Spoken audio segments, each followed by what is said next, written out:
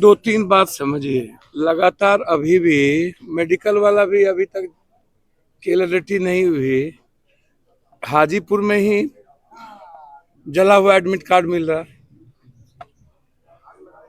और जो परिस्थितियां हैं पूरे देश के बच्चों के भीतर डर और शंका बनी हुई है कि हम लोग की लाइफ का क्या होगा। तो अब बच्चों की लाइफ को हम बीपीएससी, एसएससी, यूपीएससी से नहीं देखेंगे। हम बच्चों की लाइफ को पूरी उनके जिंदगी से जुड़े सवालों से और मुद्दों से देखेंगे। कब तक पेपर लीक आउट होता रहेगा और EBC, SSC, OBC, ST, SC के बच्चे कब तक और किसी भी जाति का जीनियस बच्चा कब तक प्रभावित होता रहेगा। मुद्दा अब ये है, 15 तारीख को कोर्ट ने हेयरिंग के लिए रखा है। हम लोग इंटरवेनर बने हैं। हम उम्मीद करते हैं कि 15 तारीख को कोर्ट हमारी भावनाओं को समझे और उस पर हम लोग पहल कर रहे हैं। लेकिन जो सतत इस पेपर क्वेश्चन लीक आउट के मुद्दों को लेकर के लोकसभा में लगातार चर्चा हम करते रहे हैं। बजट सत्र में हम इस पर बहस चाहते हैं प्राइवेट मेंबर बिल के द्वारा, कि इस पर बहस हो कि पेपर देश में जैसे नीट्स में 25 लाख बच्चे प्रभावित हुए, लेकिन ढाक के 3 पात कुछ नहीं हुआ। नीट्स का नेता और पदाधिकारी का बेटा बेटी आईएएस हो जाता है, यूपीएससी आ जाता है। 1.5 करोड़ रुपया दो और डीएसपी बना लो। 1.5 करोड़ रुपया और बीपीएससी नोटिस भेजता है। अरे बीपीएससी चेयरमैन साहब शीशे के घर में रह के पत्थर फेंकते हैं। पहले आप ये बताइए ना कि बीपीएससी यूपीएससी का पेपर लीक आउट होता क्यों है? क्या कोई गांधी या कोई कारण से बार बार पेपर लीक आउट हो रहा है? तो इसके पीछे तो कारण सिर्फ मनी ही ना है, इसमें जो लोग इन्वॉल्व हों। लेकिन क्या इससे जब पेपर लीक आउट होगा तो सरकार बचेगी, संस्थाएं बचेगी, आप बचिएगा?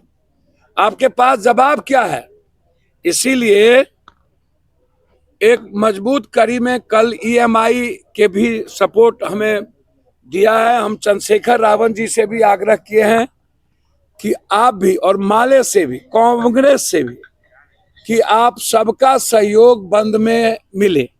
कांग्रेस के विधायक दल के नेता से भी मैंने आग्रह किया। मैं उम्मीद करता हूं कि ईएमआई के अध्यक्ष को धन्यवाद देता हूं, अख्तरुल इमाम जी को, और चंद्रशेखर जी राष्ट्रीय अध्यक्ष को। उन्होंने कहा कि हमारी बंदी में सहमति रहेगी।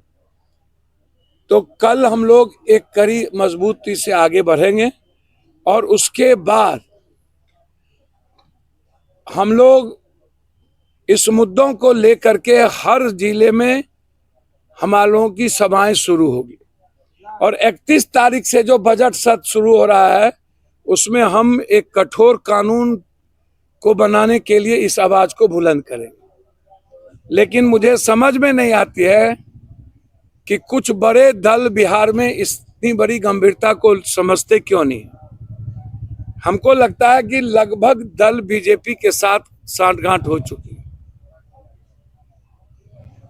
और इसमें बीजेपी की भाषा की तरह बात करना मुझे समझ में नहीं आता है कि बच्चों के भविष्य के साथ आवाज क्यों नहीं और लड़ाई क्यों नहीं। इसलिए कल बिहार बंद के लिए हम लोग दृढ़ संकल्पित हैं। बाजार बंद रहेगा, रेलवे और एनएच नहीं। और हम अपील करते हैं बाजार के सभी व्यापारियों से कि जब भी आपके जीएसटी, डीटीओ, एमवीआई का मुद्दा होता है और खास तौर पर जीएसटी में जो आतंक मचा रखा है व्यापारियों पर, तो पप्पू यादव खड़े रहता है। तो आपके भी बच्चों का सवाल है, आप इसमें कल बंद में सहयोग करें। और कुछ पूछना हो तो पूछिए। सर, हाजीपुर के विधायक ने ये कहा है कि नित्यानंद राय भारत देश के तीसरे प्रधानमंत्री है। अब मुझको एक बात समझ में नहीं आती है, हर आदमी को सपना देखने का अधिकार है, देखना चाहिए। अच्छा लगेगा भारत को, बिहार को कभी प्रधानमंत्री के रूप में कभी हम समझते थे कि लालू यादव जी आगे आए मुलायम सिंह के बाद, कभी हमारी फीलिंग नीतीश कुमार जी को लेकर के भी रहा है, as a man, as a व्यक्तिगत, पॉलिटिकल क्रेडिबिलिटी के अनुसार नहीं। यदि कोई बिहार को कभी ऐसा मौका मिलता है तो इससे ज्यादा बिहार के लिए क्या खुशी मिलेगी। कौन क्या बोलते हैं उसके लिए हम प्रवक्ता नहीं है, लेकिन हम इतना जरूर कहेंगे कि बिहार का जो कैरेक्टर है वह ढुलमुल का कैरेक्टर नहीं है। बड़ों के बाप, कनियों के बाप। जो विपक्ष से हम आग्रह करेंगे कि कांग्रेस को गाली देना बंद करिए। आपकी लड़ाई बीजेपी से है, न कि बीजेपी से है। आप अपने आप को निजी और व्यक्तिगत बेनिफिट क्या मिलेगा बीजेपी से मुझे नहीं पता, लेकिन यदि आप बीजेपी की भाषा बोलिएगा और कांग्रेस पर हमलावर होइएगा तो बिहार और देश की जनता समझेगी कि आप लोग बीजेपी की बी टीम बन गए हैं और आप बीजेपी आपको प्रोटेक्ट कर रही। तो हमारा आग्रह है कि कांग्रेस इस देश की स्वाभाविक सेकुलरिज्म ही नहीं, चाहे आरक्षण वाले लोग हों, चाहे जाति जनगणना वाले लोग हों, चाहे ईबीसी हो, चाहे एसटी एससी हो, अंबेडकरवादी हो, चाहे संविधान मानने वाले लोग, वह मानते हैं कि कांग्रेस के नेतृत्व में ही कोई उम्मीद की जा सकती है। यदि कोई भी छोटी पार्टी देश में, चाहे वो बंगाल हो, चाहे बिहार हो, चाहे यूपी, कांग्रेस को गाली देने की पर पार्टी बन गई है, तो हम आग्रह करेंगे कि इससे बीजेपी को आप मजबूत कर रहे हैं। और मुझे नहीं पता कि बिहार के विपक्ष को बीजेपी से लगाव कब से हो गया और क्या कारण हो। क्या सिंधे बनाने में कहीं बीजेपी एक नई पासा तो नहीं खेलना चाहते? और हमको लगता है कि बीजेपी की निगाहें बिल्कुल दोनों तरफ है। तो नीतीश कुमार जी को छोड़ेंगे तो कहीं धरेंगे। तो हम तो आग्रह करेंगे, और हमें ऐसा लगता है कि ये जो छोटी छोटी पार्टियां हैं लगभग बीजेपी की बी टीम बन गई, क्योंकि कांग्रेस को गाली देने से ही ऐसा महसूस होता है कि ये लोग बी टीम है। और मैं एक आग्रह अंतिम में जरूर करूंगा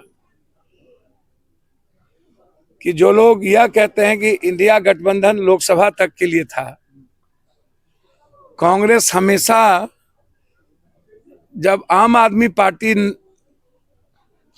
लड़ी और ममता दीदी भी कांग्रेस से अलग लड़ी, तो कांग्रेस साथ में ही रही।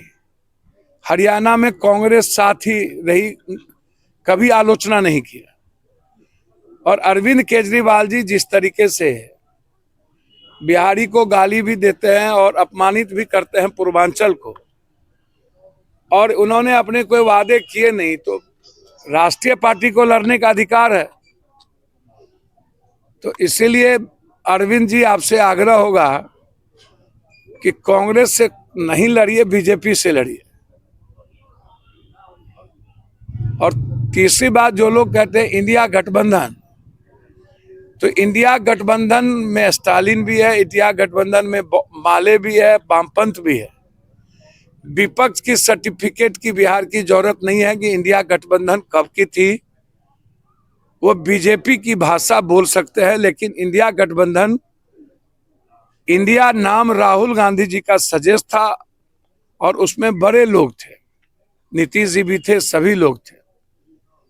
तो इसीलिए मैं नवसुखियों तरीके से जो बात हो रही है, मैं इसकी आलोचना करता हूं।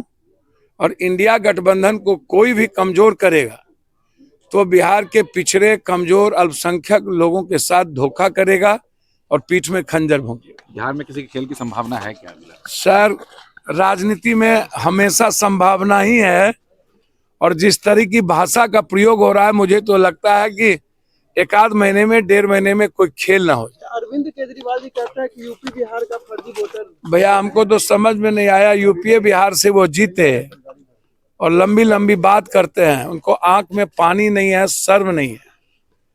पंजाब में भी लोगों ने पूर्वांचली उसको जिताया और पूर्वांचल और बिहारी ही मिटाएगा और पूर्वांचल के लोग फिर अपने घर कांग्रेस में जाएगा। दिल्ली चुनाव में समाजवादी पार्टी ने समर्थन दिया है दिल्ली चुनाव में अरविंद केजरीवाल को। अच्छी बात है, समर्थन देने का राइट सबको है।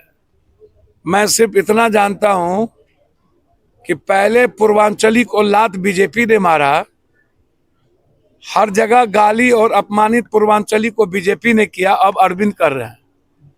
तो एक ही पूर्वांचली का स्वाभाविक घर है, वो है कांग्रेस। और मैं उम्मीद करता हूं कि पूर्वांचल के लोग, बिहार के लोग कांग्रेस के साथ रहे। दिल्ली चुनाव में पप्पू जी, दिल्ली चुनाव में महागठबंधन जो है कि टूटता हुआ नजर आ रहा है। भैया महागठबंधन का समर्थन करेगा गजब, हम स्टार कैंपेनर हैं और कांग्रेस वहां जीतेगी। लोगों की उम्मीद कांग्रेस के साथ है। बिहार का अपमान हुआ तो तेजस्वी यादव चुप हो गए, इसी आदमी में कल सवाल भैया बीजेपी के साथ होने वाले लोग तो चुप ही होंगे ना। तेजस्वी यादव बीजेपी के साथ जा रहे हैं। जो भी लोग बिहारी की बात नहीं करेंगे और जो भी लोग कांग्रेस को गाली देंगे वो निश्चित रूप से बीजेपी के साथ। बीजेपी का तो लोग पूरा इन्वॉल्व, सब लोग हमाम में सब नंगे हैं, सब एक चट्टे थाली के चट्टे बट्टे हो गए। तब बच्चे की मदद नहीं करते हैं ना भाई, तब यूपीएससी बीपीएससी का मदद कोई नहीं करता है ना।